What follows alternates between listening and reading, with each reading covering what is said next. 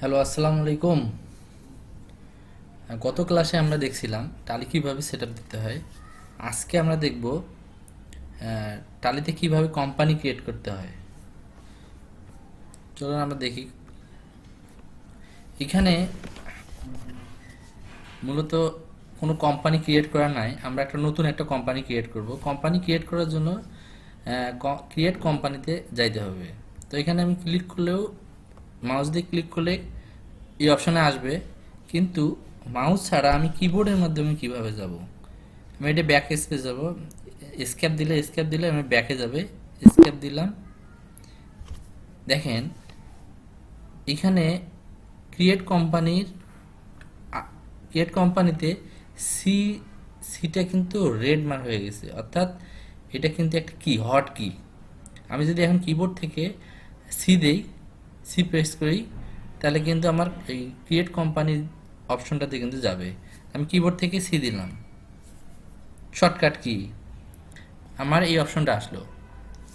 এখানে ডিরেক্টরি হচ্ছে D D ড্রাইভে দেখাচ্ছে টালি ERP9/ডাটা, অর্থাৎ আমরা যে পার্টটাতে আমরা ডাটাটা রাখছি এই যে এইটা এটা এই ডাটার ভিতরে, এই ডাটার ভিতরে এখন দেখেন কোনো কিছু নাই, ফাঁকা আছে। তো যখন আমি কোম্পানিটি ক্রিয়েট করব তখন এখানে একটা কোড নাম্বার চলে আসবে, ডাটাটা আসবে এখানে। দেখি কীভাবে আসে। এখন আমি এখানে কোম্পানি একটা নাম দেব। কোম্পানিটার নাম কী হবে? ধরেন ABC দিলাম, কোম্পানির নাম ABC। এটা যে কোনো নাম হইতে পারে। দেওয়ার পরে এখানে আমার মেলিং নেম, মেলিং নামটা আপনি যে কোনো দিতে পারেন, বা কোম্পানির নাম থাকবে ওটাও দিতে পারেন, এটা আপনাদের ইচ্ছা আর কি।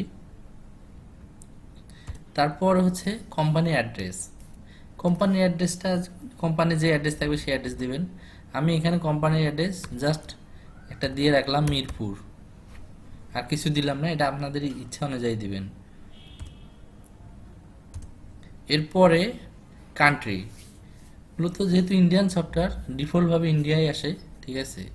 এখানে আমরা ডান পাশে দেখবেন অনেকগুলো অপশন আছে, লিস্ট অফ কান্ট্রি। এখান থেকে আমরা বাংলাদেশ সিলেক্ট করে দেব, দেখেন একটা মজার বিষয়, এই এখানে দেখেন যতগুলো কান্ট্রি আছে সবগুলোতেই কিন্তু টালি ইউজ হয়। আমি এখানে থেকে বাংলাদেশ সিলেক্ট করে দিলাম। দেখেন বাংলাদেশ যখন আমি সিলেক্ট করে দিলাম, নিচে দেখেন একটু চেঞ্জ হয়ে গেছে, এখানে কারেন্সিটা কিন্তু আমার টাকাতে চলে আসছে। তো এখন এরপরে আছে কন্ট্যাক্ট ডিটেলস আমরা phone number, mobile number, fax, email, website যদি থাকে তাহলে দিতে পারবো, আর না থাকলে এটা দেওয়ার দরকার নেই। আমি এর পরের স্টেপে যাই, পরের স্টেপ ইন্টার দিয়ে পরের স্টেপে গেলাম। এরপরে books and financial year details, এটা হচ্ছে খুবই ইম্পর্টেন্ট একটা বিষয়। ফাইন্যান্সিয়াল ইয়ার বিগিনিং ফ্রম, অর্থাৎ ফাইন্যান্সিয়াল ইয়ার কবে থেকে শুরু হয়েছে। এটা বাংলাদেশে মূলত ফাইন্যান্সিয়াল ইয়ার জানুয়ারি থেকেই শুরু হয়, ঠিক আছে। এটা আমি জানুয়ারি থেকে দিলাম।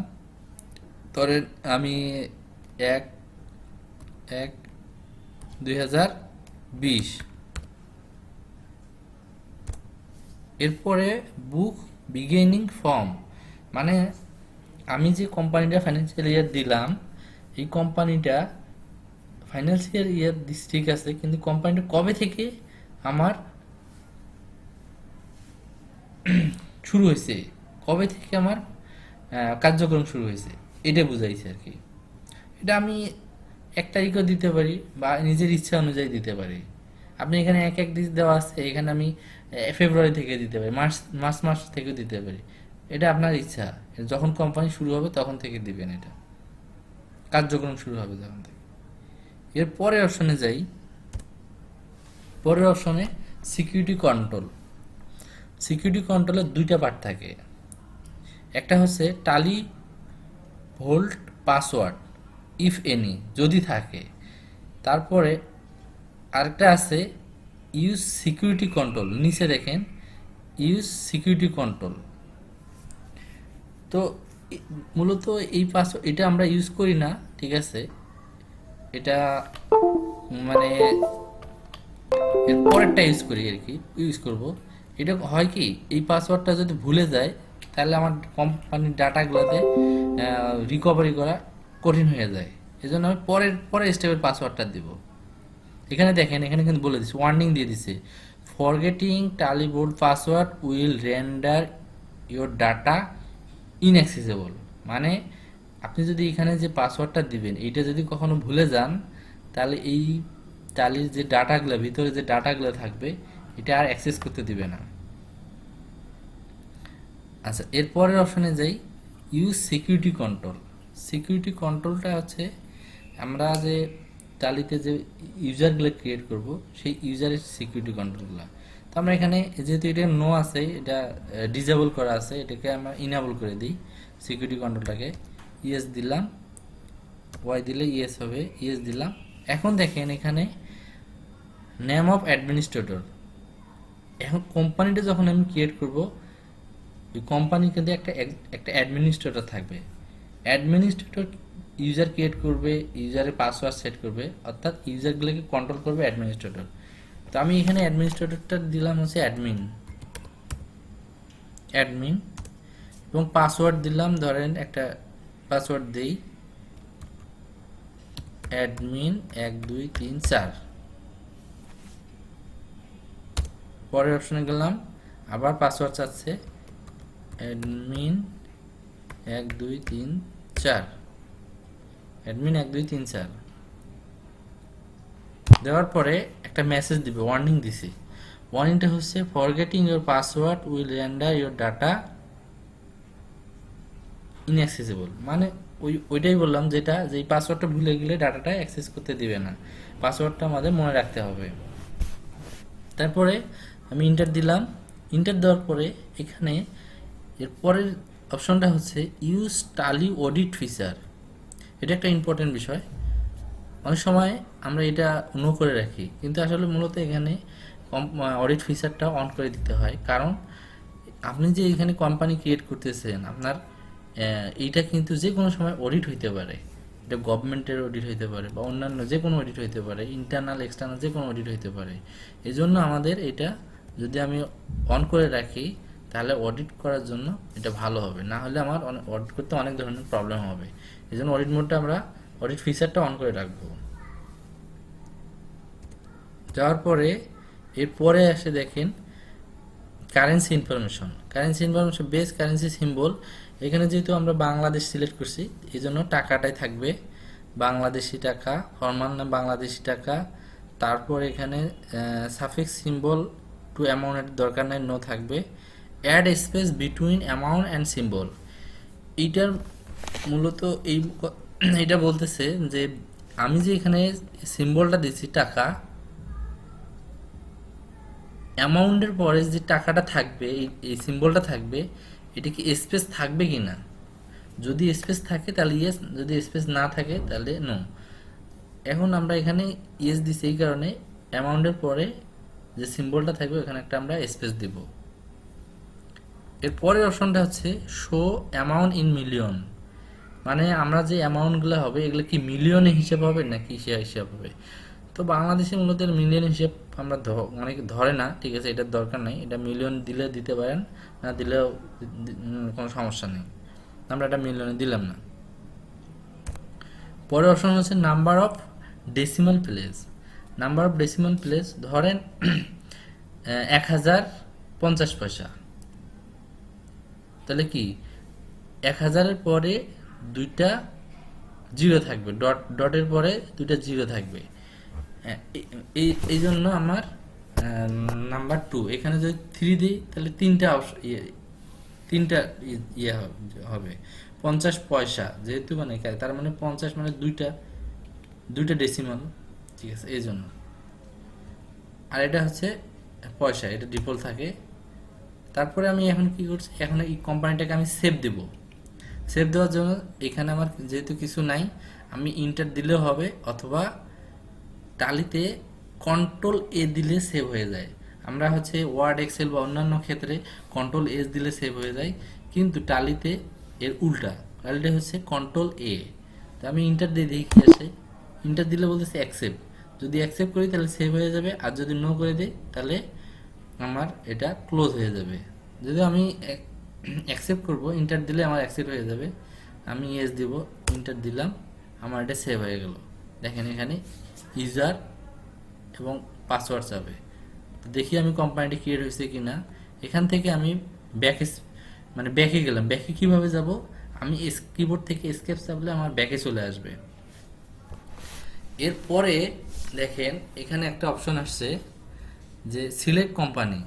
উপরে যাই আমি, এখানে আমি সিলেক্ট করি, কিবোর্ড থেকে সিলেক্ট করতে পারবো অথবা মাউস দিয়েও সিলেক্ট করতে পারবো। দেখেন এখানে আমি যখন সিলেক্ট করছি, উপরে দেখেন পার্টটা, দেখেন উপরে পার্ট আছে ডি ড্রাইভের মধ্যে tally.erp/data। আসলে কি tally.erp/dataর মধ্যে কোনো কিছু আছে কি না আমরা চেক করে আসি। দেখেন এখানে আমি কোম্পানি টিকেট করলাম, এখানে কিন্তু একটা কোড আসছে 10,000। মূলত আমাদের কনফিগারেশন 10,000 দেওয়া আছে, 10,000 থেকে শুরু হবে, এই জন্য একটা সেটিং করে দেওয়া আছে, এই জন্য 10,000 শুরু হয়েছে। এরপরে যদি আমি আরেকটা কোম্পানি ক্রিয়েট করি, এখানে 10,001 হবে, 10,002, 10,003 এরকম করে বাড়তে থাকবে। এর ভিতরে কি আছে আমরা দেখে নিই। দেখেন কোম্পানিটা ক্রিয়েট করছি, এর অনেকগুলো ফাইল অটোমেটিকভাবে ফাইলগুলো ক্রিয়েট হয়ে গেছে। এটা হচ্ছে মেইন।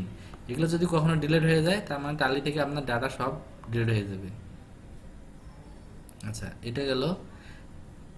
তারপরে আসছে দেখেন কোম্পানির নাম, এবং দেখেন কোম্পানির পিরিয়ডটা চলে আসছে 1 জানুয়ারি 2020 থেকে 31 ডিসেম্বর 2020। আমি যদি এটাতে ক্লিক করি বা ইন্টার দেই, দেখেন ইউজার আইডি অ্যান্ড পাসওয়ার্ড আসছে। তো আমার ইউজার আইডি কি দেওয়া আছে অ্যাডমিন, আমি যেহেতু আমার অন্য কোনো ইউজার নাই, অ্যাডমিন ইউজার আছে, আমি অ্যাডমিন দিয়ে ঢুকবো। Admin password admin 1 2 3 4। দেখেন আমি টালিতে আসলাম। এখন টালির ভিতরে আসার পরে এখানে কোম্পানির নাম শো করছে, ঠিক আছে, কোনো ভাউচার এন্ট্রি দেওয়া নাই। আমি এই পার্টটা আগে দেখাই, ডান পাশের বাম পাশের পার্টটা আগে দেখাই। কারেন্ট পিরিয়ড বলতে আমার যে পিরিয়ডটা এখন আছে, অর্থাৎ 1/1/2020 থেকে 31/12/2020, এটা হলো কারেন্ট পিরিয়ড। কারেন্ট পিরিয়ডটা চেঞ্জ করা যায়, এই যে এখান থেকে F2, কিবোর্ড থেকে F2 দিলে কারেন্ট পিরিয়ডটা চেঞ্জ হবে। আর মাউস ক্লিক করলে, এখানে ক্লিক করলে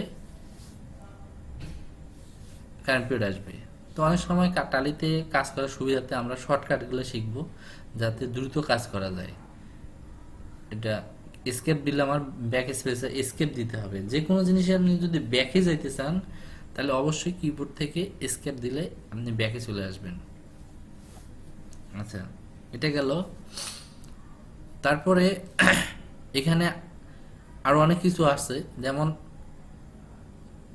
company accounts info, inventory info, ঠিক আছে, ট্রানজ্যাকশন আছে, অ্যাকাউন্টিং ভাউচার, ইনভেন্টরি ভাউচার, তারপরে হচ্ছে রিপোর্টে আছে balance sheet, profit and loss, তারপরে স্টক সামারি, আরও এরকম অনেক কিছু আছে।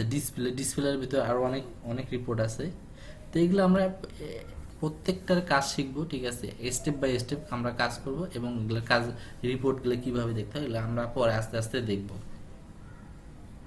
এই হচ্ছে টালি তে কোম্পানি ক্রিয়েট করা।